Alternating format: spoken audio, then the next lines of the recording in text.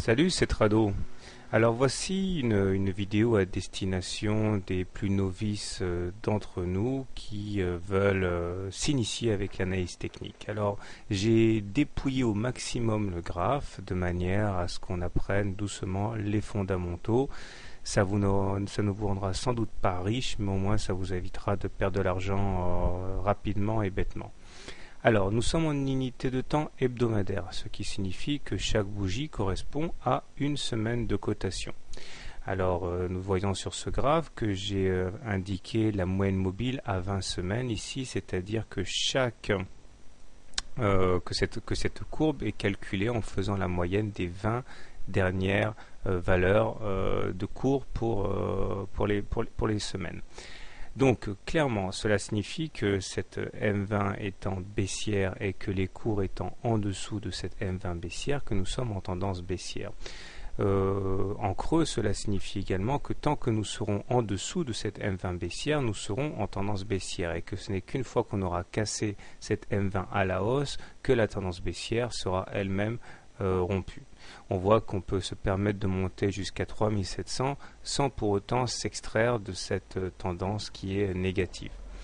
Alors cela signifie aussi en creux que je considère que puisque nous sommes en tendance baissière, que nous n'avons pas fait les plus bas. Tant que nous sommes en tendance baissière, on peut envisager de descendre et de continuer de descendre. Alors les objectifs peuvent être fournis par l'analyse graphique. Je vous propose aujourd'hui un double top. Alors le double top, comme son nom l'indique, c'est une sorte de M comme ça, avec une ligne de coup.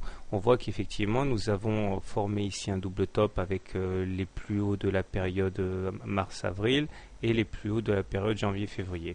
Le trade se déclenche lorsqu'on casse la ligne de coup, comme ça a été le cas il y a 4 semaines, début août. On voit d'ailleurs qu'on a bien essayé cette semaine de repasser au-dessus et nous avons échoué puisque nous n'avons pas réussi à franchir les 3300 qui justement déterminent la ligne de coup. L'objectif se calcule de la manière suivante.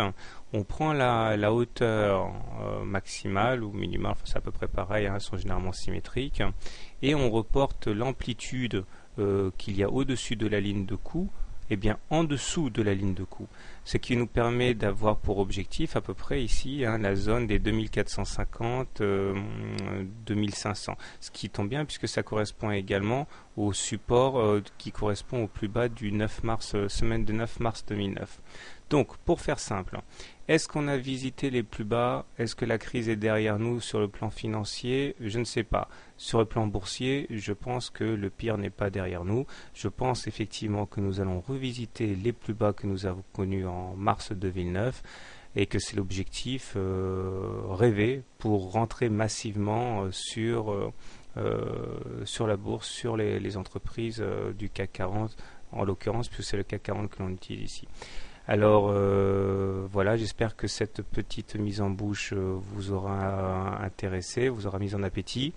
Bon courage pour la suite et une dernière chose, voilà. Si vous avez l'intention de rentrer massivement sur les marchés boursiers, rien ne vous empêche de commencer à acheter maintenant doucement et de fractionner vos achats avec un point d'orgue effectivement si on rallie les 2400. Okay. Mais il est vrai que vous vous exposez à ce que les marchés aillent encore plus bas. Bonne soirée, bon week-end, à bientôt.